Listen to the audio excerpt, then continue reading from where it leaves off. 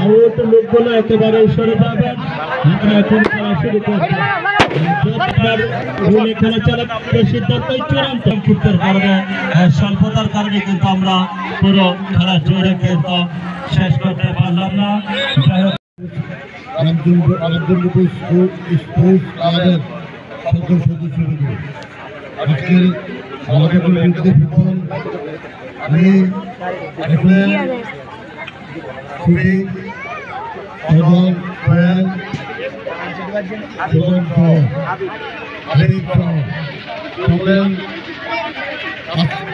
আন্তরিকভাবে ধন্যবাদ আয়োজনের জন্য। আমি আশা করি ভবিষ্যতে আমাদের বিরুদ্ধে এই ফুটবল এই ক্লাবের মাধ্যমে এই সমাজে এই দেশে মাদককে বিদায় করবে এই আশা আমাদের করেছি।